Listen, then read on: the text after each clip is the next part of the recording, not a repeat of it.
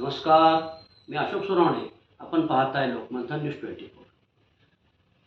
काल परवापासून विधानसभेमध्ये, विधान परिषदेमध्ये भ्रष्टाचार आणि भ्रष्टाचार याशिवाय कुठला विषयच नाही.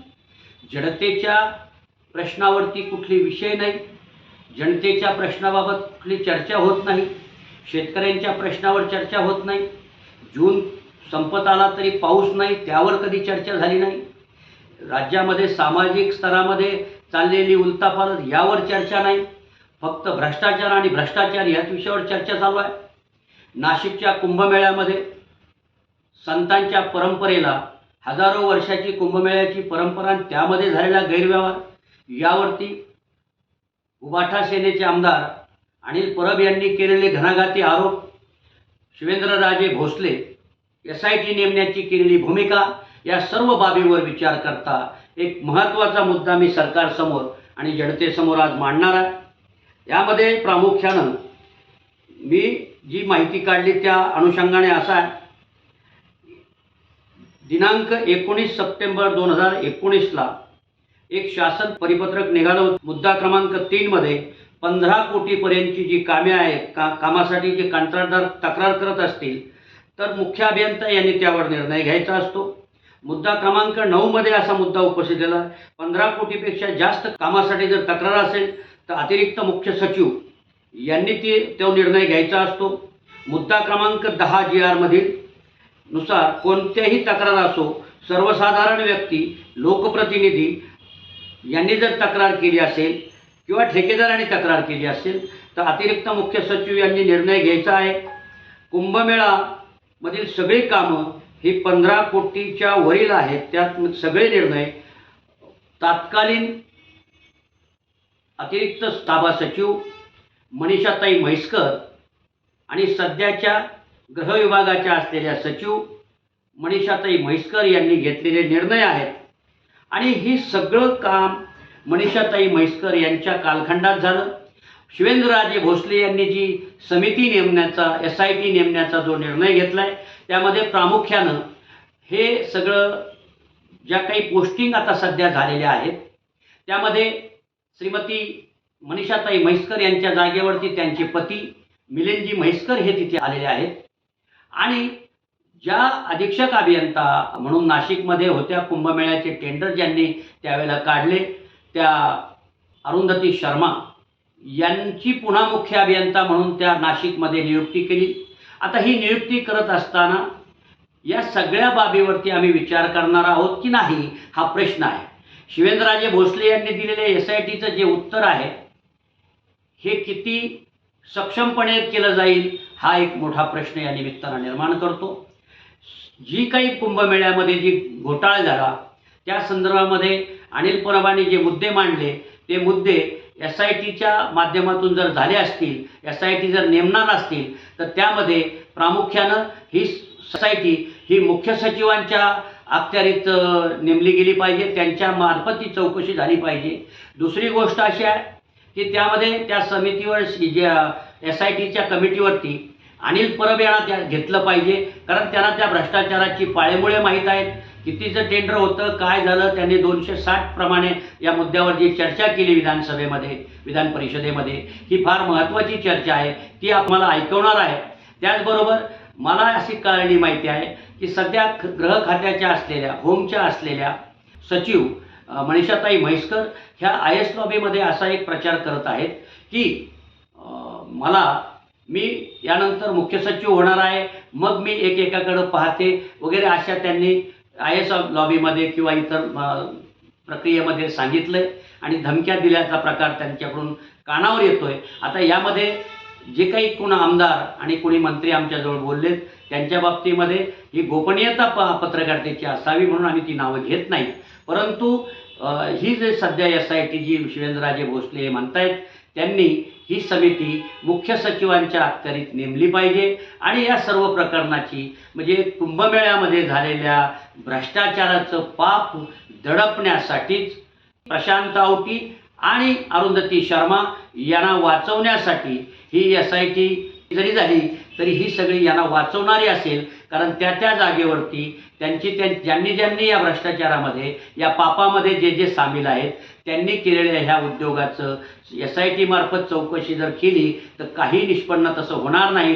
म्हणून अनिल परब आणि मुख्य सचिवांच्या अखत्यारीत ही SITची चौकशी झाली पाहिजे अशी माफक अपेक्षा जनतेच्या वतीनं करावीशी वाटते. या राज्याचे कर्तव्यदक्ष मुख्यमंत्री आणि भ्रष्टाचाराला थारा न देणारे मुख्यमंत्री देवाभाऊ फडणवीस यांना आमची विनंती आहे की या शिवेंद्रराजे भोसले यांनी जे परवा दिवशी विधान परिषदेमध्ये आणि विधानसभेमध्ये जी आश्वासनं दिली त्याची SIT जर नेमली तर ती चौकशी मुख्य सचिवांकडे देण्यात यावी. आणि बऱ्याच गोष्टी म्हणजे बरीच पापे ही तत्कालीन अतिरिक्त सचिव मनीषाताई म्हैसकर यांच्या कालखंडामध्ये सार्वजनिक बांधकाम खात्यात शिजलेले आहेत आणि हे सर्व दडपण्यासाठीच नेमका हा प्रकार चालू आहे. अनिल परबांनी काय म्हटलंय विधानसभेमध्ये हे आपण ऐकावं. 2027 मध्ये नाशिकमध्ये कुंभमेळा होऊ घातलाय.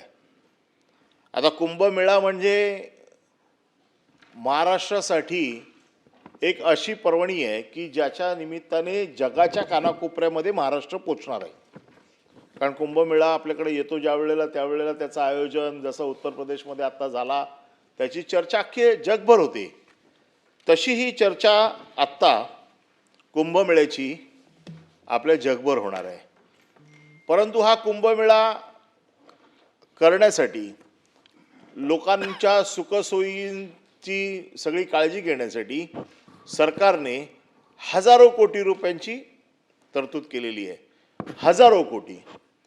पण हे हजारो कोटी कोणाच्या घशात जाणार आहेत, कोणाच्या खिशात जाणार आहेत, कोण ह्या पैशाचा फायदा घेणार आहे? भाविकांसाठी ज्या गोष्टीची पैशाची सरकारने तरतूद केली आहे हे पैसे हे कंत्राटदार लुटणार आहे त्याचं हे उदाहरण आहे.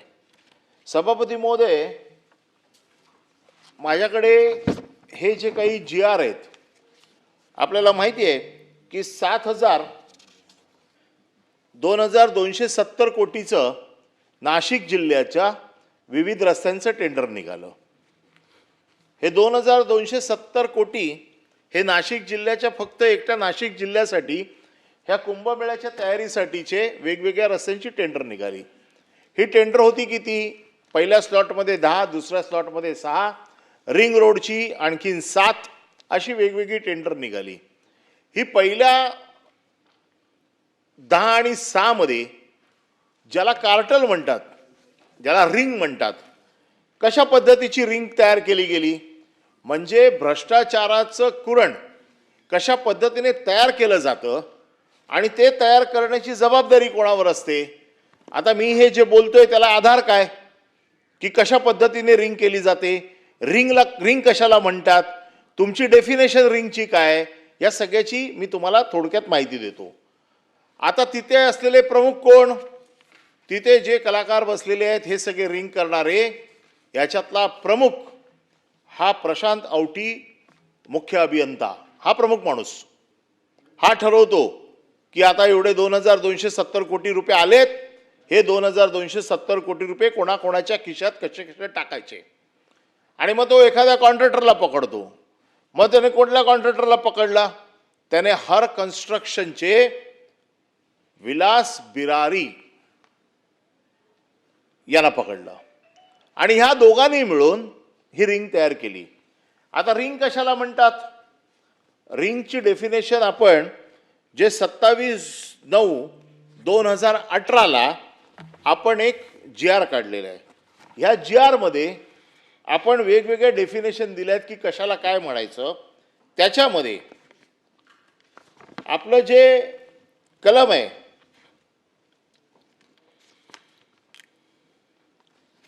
ते कलम 452 4.5.2 ज्याच्यामध्ये रिंगची डेफिनेशन दिलेली आहे.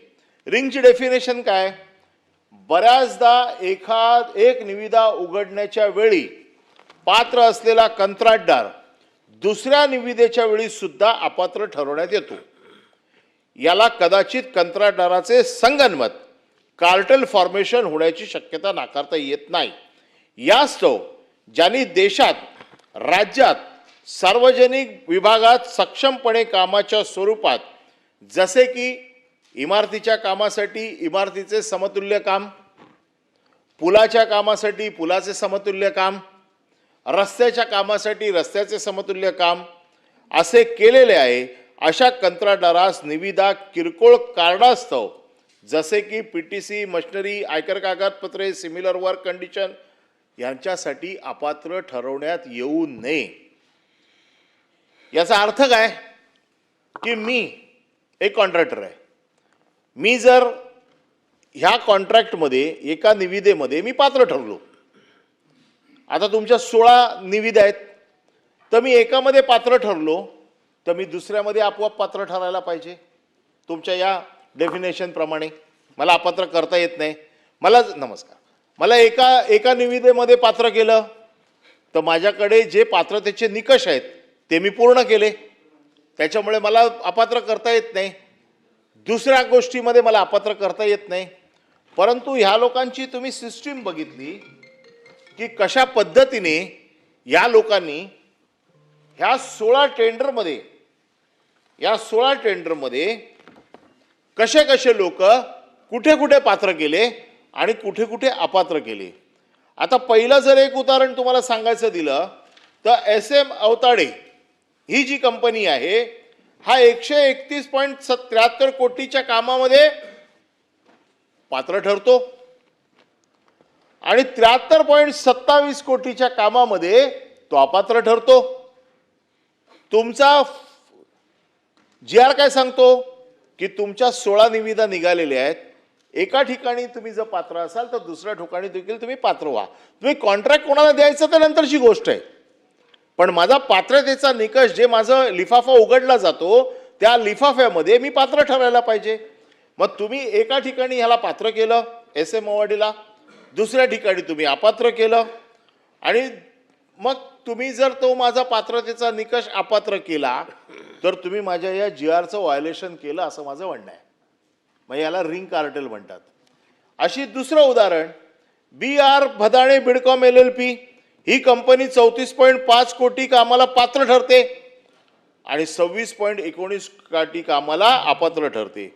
म्हणजे परत तुमच्या 2018च्या GRला तुम्ही कार्टेल फॉर्मेशनमध्ये तुम्ही परत ह्याच्यामध्ये बसताय.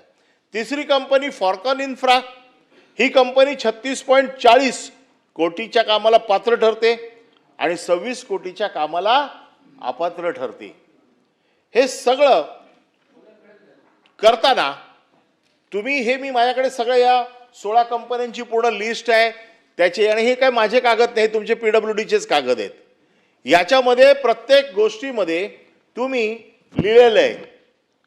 आता हे करताना नियम काय करायला पाहिजे, ज्या वेळेला तुम्हाला पहिला निविदा सादर होते त्याच्यानंतर आर्थिक देयकाचा लिफाफा क्रमांक 2 उघडला जातो, त्याच्यानंतर तुम्ही त्याला पात्र अपात्र जे काय तुम्ही पात्र अपात्र करायचा, परंतु त्याला अपात्र करायच्या अगोदर एक हिअरिंग द्यावी लागते. कशासाठी की बाबा तुला अपात्र करतोय, तुम्हाला वेबसाईटवर टाकावं लागतं. आणि हे सगळं मी नाही म्हणत आहे, तुमचा 2018चा GR म्हणतोय.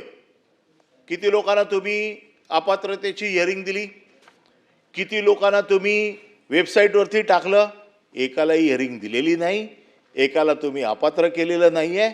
त्याच्यामुळे तुम्ही कार्टल केलंय हे सांगायला आता कुठल्या माणसाची गरज नाही, माझी तर बिलकुल नाही. कोणी रस्त्यावरचा माणूस देखील सांगू शकतो की कशा पद्धतीने कार्टल झालंय. पुन्हा कार्टल करणाऱ्या लोकांची नावं सांगितली, मुख्य अभियंता प्रकाश आवटी आणि हर कन्स्ट्रक्शन या लोकांनी बसून वाटले. पुन्हा हे जे लोकांनी वाटलेले आहेत या लिस्टमध्ये तुम्हाला, आता मी हे सगळं तुम्हाला आकड्यासकट वाचून दाखवतो किंवा आपल्याकडे पाठवत होते, परंतु ज्या कंपनीला इकडे म्हणजे समजा टेंडर नंबर 1 मध्ये तुम्ही त्याला अपात्र केलंय त्याला टेंडर नंबर 5 मध्ये पात्र केलंय. म्हणजे सिस्टीम बघा, पहिल्या टेंडरमध्ये समजा 1, 2, 3 आलेत बरोबर, तर एकाला पहिल्या टेंडरमध्ये पात्र, दोघांना अपात्र. तेच लोक 4थ्या नंबरला एक पात्र बाकीचे अपात्र, तेच 8व्या नंबरला तिसरा पात्र बाकीचे अपात्र. याला तुम्ही काय म्हणणार, याला कार्टल म्हणणार, याला तुम्ही रिंग म्हणणार. आता हे जे केलेत, आता ह्याच्यातनं पण जे कोण उरले या लोकांना तुम्ही पाठवले कुठे? या लोकांना तुम्ही पाठवले रिंग रोडच्या कॉन्ट्रॅक्टमध्ये. एक रिंग रोडचं नवीन टेंडर निघालं. ह्या रिंग रोडच्या टेंडरमध्ये तुम्ही त्यांना सगळ्यांना, ज्यांना इथे संधी मिळालेली नाही त्यांना रिंग रोडमध्ये संधी मिळाली. काय स्कीम आहे गव्हर्नमेंटची हो?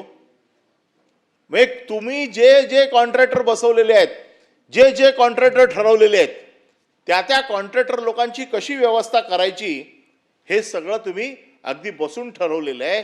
तुमच्या या 2018च्या GRला केराच्या टोपलीत टाकलेलं आहे. ही केराची टोपली तुम्ही कधीतरी बघणार आहात की नाही? याच्यात कुठले कुठले कागद गेलेत, कोण ही करते? मी मंत्री महोदय, आपल्यावरती माझा बिलकुल आक्षेप नाही. त्याचं कारण मला माहिती आहे की या सगळ्याला तुमचा आशीर्वाद असेल असा माझा आरोप नाही. परंतु आपल्या नजरेखाली जर हे होत असेल, आणि माझं म्हणणं आहे, अरे लुटा, महाराष्ट्र तर लुटताय, अरे पण देवाला तर सोडा. सिंहस्थ कुंभमेळा हे आपल्या श्रद्धेचं स्थान आहे. लाखो लोक तिथे येणार आहेत, हजारोने पूजा होणार आहेत. या देशाचा जो मूळ गाभा आहे, ज्या धर्मावरती हे हिंदू राष्ट्र म्हणतात आणि हिंदू धर्माचं श्रद्धास्थान असलेलं नाशिक, तिकडे तुमचे अधिकारी आणि कॉन्ट्रॅक्टर भ्रष्टाचार करतायत. तिकडे तुम्ही कार्टेल करून टेंडर वाटताय. ही टेंडर एकाला नाही मिळालं तर दुसऱ्याकडे, दुसऱ्याला नाही मिळालं तर तिसऱ्याकडे. NSGच्या धर्तीवरती ही जर टेंडर मागवली असती तर किमान ह्या सगळ्या 2270 कोटीपैकी किमान तुमचे 350-400 कोटी रुपये वाचले असते. आता तुम्ही इस्टिमेटेड कॉस्ट दिली आहे ना, त्याच्यापेक्षा 4% अभाव गेली आहे सगळी टेंडर. ही सगळी टेंडर काढून बघा, आणि पाहिजे असेल ना तर मला विटनेसला बोलवा. मी तुम्हाला अगदी एक एक कागद मी रात्रभर वाचून तयारी करून बघितलं, आणि ह्याच्यामध्ये तुम्हीच तुमच्या डायरेक्शन ज्या दिलेल्या आहेत, 2018चा तुमचा GR आहे, ज्याच्यामध्ये प्रत्येक गोष्ट तुम्ही नमूद केली आहे की रस्त्याचं काम वाटप करताना कुठला कुठला कुठला नियम लावायचा, कार्टल होऊ नये म्हणून काय काय करायचं. कुठल्याही मोठ्या कंपन्या नाही आहेत याच्यामध्ये. नाही, ह्याच्यामध्ये ज्याला क्वालिटी, दर्जा, ज्याला AAA रेटिंग असतं अशी एक पण कंपनी नाही. 2270 कोटीचं टेंडर आहे आणि त्याच्या AAAचा कोण नाही. हे सगळे चालू कंपनीवाले सगळे. ह्या टेंडर कंडिशन कशा सेट केलेल्या आहेत ह्या तुम्हाला मी तरी सांगायला नाही पाहिजे. तुमच्याकडे एवढे सगळी यंत्रणा आहे, कशा पद्धतीने केलं जाते तुम्हाला का मी सांगायला पाहिजे? परंतु ज्या पद्धतीने देवाच्या इकडे तुमचा भ्रष्टाचार चालतोय, कधी कोण तुम्हाला माफ करेल? ज्या पद्धतीचा भ्रष्टाचार सिंहस्थ कुंभमेळ्यामध्ये चालला, हे तर मी फक्त आता 2 म्हणजे रस्त्याची टेंडर, रिंग रोडच्या बाबतीत अजून मी गेलेलोच नाही, आणि अजून 1300 कोटीचं महानगरपालिकेच्या रस्त्यांचं टेंडर यायचंय. हे जर आता रोखलं नाही, हे सगळं कार्टल करून हे तुमचं नाव इतकं खराब करून टाकणार आहे. माझ्याकडे फोटो आहेत, जी काय कामं झाली. आता ही कामं होऊन किती दिवस झाली? रस्त्याला तडे गेलेत. या लोकांसाठी तुम्ही सगळी डिपार्टमेंट चालवताय. अरे सिंहस्थ मेळा अजून सुरू नाही झालाय, अजून काम फक्त जे सुरू झालंय ते काम सुरू पूर्ण व्हायच्या अगोदर जे काम झालंय त्याला तडे गेलेत. हे माझ्याकडे सगळे फोटो आहेत, पाठवतो आपल्याकडे, आपल्यापर्यंत पोचतील. आणि अशा पद्धतीचं टुकार कामासाठी आपण हजारो कोटी रुपये या कॉन्ट्रॅक्टर लोकांच्या खिशात घालताय. राजे, आपल्याकडनं तरी आम्हाला फार अपेक्षा आहेत. आपण हे मान्य कराल असं मला बिलकुल वाटत नाही, आणि आपला आशीर्वाद तर यांना बिलकुल असता कामा नये. तो नाही असा माझा समज आहे. पण ह्या लोकांवर जर काय कारवाई झाली नाही तर नाईलाज असता असा आमचा समज होईल की हे सगळं आपल्या आशीर्वादाने चाललेलं आहे म्हणून. आणि म्हणून आपल्याकडनं आमची फार मोठी अपेक्षा आहे की एवढ्या मोठ्या प्रमाणात कार्टल, मी तुम्हाला सगळी 16च्या 16 टेंडर, या 16 टेंडरमध्ये कोण कोण क्वालिफाय झाले, कोण कोण डिस्क्वालिफाय झाले, जे डिस्क्वालिफाय झाले ते दुसऱ्या टेंडरमध्ये कसे क्वालिफाय झाले, ते तिसऱ्या टेंडरमध्ये कसे डिस्क्वालिफाय झाले. तुमचा नियम असा आहे की तुम्हाला डिस्क्वालिफाय करता येत नाही. तुम्हाला L1 करायचंय की नाही हा वेगळा क्रायटेरिया आहे, पण क्वालिफाय तर करणं, माझ्याकडे जे बेसिक जे माझ्या डॉक्युमेंट्स आहेत त्याच्यावरती मला तुमच्या नियमाप्रमाणे क्वालिफाय करणं हे तुमचं कामच आहे. मग कार्टेल करणाऱ्या लोकांना तुम्ही सोडणार काय? या कार्टेल करणाऱ्या लोकांचं करणार काय? आणि म्हणून माझी स्पेसिफिक मागणी आहे, हे 2270 कोटीचं टेंडर आहे, याच्यामध्ये आपल्याला SIT नेमावीच लागेल. आपल्याला ह्यांची उत्तरस्तरीय चौकशी करावी लागेल. हे कार्टल केलं कोणी? हे प्रशांत आवटी, हे याला जबाबदार आहे. हा हर कन्स्ट्रक्शनचा सुनील बिलोले, हा त्याला जबाबदार आहे. आज कुठेही तिकडे गेलात, कोणी माणूस तिकडे गेलात तर पहिले या दोघांकडे भेटायला पाठवतात. यांच्याकडे जा, यांचा सिग्नल घेऊन या. मग मला पण महाराष्ट्रात काय चालतं ते माहिती आहे. मी देखील कित्येक वर्ष आमदार म्हणून काम करतोय, मला या सगळ्या डिपार्टमेंट. पण किमान धर्माच्या ठिकाणी जिकडे आपली श्रद्धा लागलेली आहे अशा जागांना तरी सोडा. आम्ही नेहमी सांगतो, आता मी म्हणून म्हटलं आज सकाळी सुरुवात करतोय, फार काय चुकीचे शब्द तोंडून जाऊ नये अशा फार प्रयत्न करतो. पण कुठले पैसे खायचे याचा तरी काहीतरी तारतम्य ठेवा. पैसे खा, त्याला काहीतरी कुठली तरी काहीतरी काय म्हणतात त्याला, पैसे खाण्याला कुठल्या पैसे खातोय त्याचं उत्तर तरी व्यवस्थित वरती देता येईल. अरे जो वरती तुम्हाला प्रश्न विचारणार आहे त्याचेच पैसे खाताय तुम्ही त्याच्या कामामध्ये, आणि तुम्हाला कोण विचारणार नाही असं वाटतंय तुम्हाला? काय चाललंय काय सभागृह? आणि ह्याला कोणी विचारू दे. म्हणून मंत्री महोदय, आपल्याकडनं माझी अपेक्षा आहे की याच्यामध्ये आपण उच्चस्तरीय चौकशी लावून SIT याच्यामध्ये फौजदारी गुन्हा दाखल केला पाहिजे. फौजदारी गुन्हा दाखल करून याच्यामध्ये जेवढे अधिकारी, एवढे कॉन्ट्रॅक्टर या कार्टलमध्ये गुंतलेले आहेत यांना शिक्षा केली तर आम्हाला असं वाटेल की आपण त्या खात्यामध्ये निर्भीडपणे काम करताय. नाहीतर हे खातं बदनाम खातं आहे, हे तुम्हाला बदनाम करून टाकेल. तुमची जी इमेज तशी नाही आहे. तुमची इमेज महाराष्ट्रात खूप चांगली आहे. आम्ही देखील तुम्हाला कित्येक वर्ष ओळखतो. आमचं तुमच्या बाबतीमध्ये बिलकुल आजही असं मत नाही आहे. पण ह्या प्रकरणात तुम्ही असं मत होऊ देऊ नका की तुमच्या आशीर्वादाने हे सगळं चाललंय. आणि त्याच्यामुळे ही माझी पहिली मागणी आहे तुमच्याकडे की ह्या बाबतीमध्ये फक्त मी आज नाशिकचाच उल्लेख केलेला आहे. माझ्याकडे बऱ्याचशा प्रकरणं आहे, पण हे सगळं परत परत उघडण्यामध्ये काय नाही. देवाच्या ठिकाणी जर तुम्ही सोडणार नसाल तर बाकीच्या ठिकाणी स्मशानभूमीच्या वगैरे कामात तर तुम्ही काय कराल? तिकडचे जाणारे रस्ते बिस्ते काय कराल याच्या बाबतीत न बोललेलं बरं. मी आता बाकीच्या कुठल्याही विषयावर बोलत नाही, कारण सगळेच लोक ह्या विषयावरती बोलले आहेत. कॉन्ट्रॅक्टरची बिलं मिळत नाही आहेत, पर्सेंटेज दिल्याशिवाय बिलं निघत नाही आहेत, कॉन्ट्रॅक्टर आत्महत्या करण्याच्या मनस्थितीत आहे. वेगवेगळे विषय आहेत PWDचे. या सगळ्यावरती बोललो तर पूर्ण दिवस ही 2.5 तासाची चर्चा नाही, 2.5 दिवसाची चर्चा ठेवावी लागेल. असं एक खातं आहे PWD की जिकडे फक्त खातं आहे, काम काहीच नाहीये. इतकी वाईट परिस्थिती आहे या PWDची. आपण नेहमी सांगतो की एवढे पैसे मिळणार आहे डिपार्टमेंटला. मला त्या खात्याची परिस्थिती माहिती आहे. अधिकाऱ्यांकडे गेलो तर अधिकारी सांगतात पैसे नाही आहेत. ज्यांच्याकडे पैसे आहेत ते म्हणतात 5% दिल्याशिवाय तुझी बिलं काढत नाहीये. कित्येक कॉन्ट्रॅक्टर आत्महत्या करण्याच्या मनस्थितीत आहेत. मध्ये मध्ये कॉन्ट्रॅक्टर लोक संप करतात.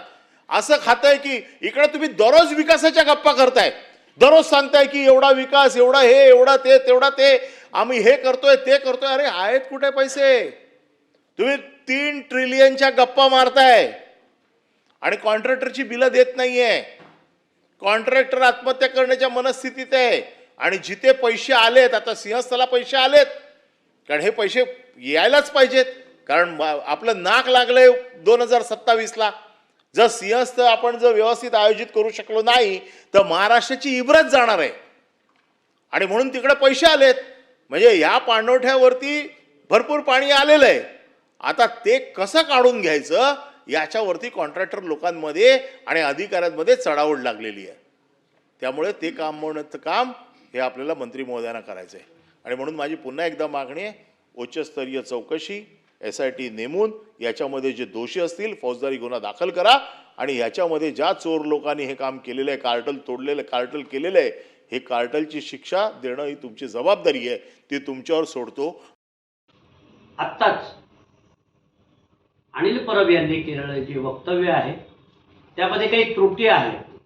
अनिल परबांना ज्या पद्धतीनं ते मांडायचं होतं ते मांडता आलेलं दिसत नाही. परंतु याच्यामध्ये फाईल फोरशेट व्हायला पाहिजे होतं. त्याच्या पलीकडचा हा प्रकार आहे. फेअर कॉम्पिटिशन झाली असती तर 100% असा प्रकार कॉम्पिटिशनमध्ये निर्माण होतो. त्यामध्ये 10 ते 12% बिलो ही कामं गेली असती. परंतु यांना दोनच टेंडर म्हणजे प्रशांत आवटी, अधीक्षक अभियंता अरुंधती शर्मा आणि तत्कालीन अतिरिक्त सभा सचिव श्रीमती मनीषाताई म्हैसकर यांना हा प्रकार कुठल्याही प्रकारे एक दोन टेंडरमध्ये हे सगळे अबाव टेंडर गेले. म्हणजे याचा अर्थ आणि सगळ्या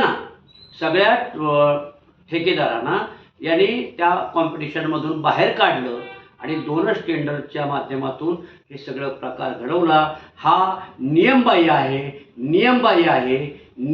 आहे. अधिकाराचा गैरवापर करून मनीषाताई म्हैसकर, मुख्य अभियंता प्रशांत आवटी आणि अधीक्षक अभियंता अरुंधती शर्मा यांनी गैरवापर केला. म्हणून यांच्यावरती फौजदारी स्वरूपाचा गुन्हा दाखल झाला पाहिजे. परंतु तत्कालीन अतिरिक्त सभा सचिव मनीषाताई म्हैसकर या सध्या गृह विभागाला, होम डिपार्टमेंटला असल्यामुळं त्या आमच्यावरही गुन्हा दाखल करतील याची आम्हाला खात्री आहे. परंतु प्रशासकीय यंत्रणेला, राज्य सरकारला घटनेने दिलेले अधिकार आणि घटनेने दिलेला अधिकार विचारण्याचा अधिकार आम्हाला आहे. म्हणून यांच्यावरती फौजदारी स्वरूपाचे गुन्हे दाखल होऊन जनतेच्या पैशाचा अपव्यय केलेल्या या मंडळींवरती गुन्हे दाखल झाले पाहिजे. नमस्कार. जय हिंद, जय महाराष्ट्र, जय भीम, जय ज्योती, जय क्रांती.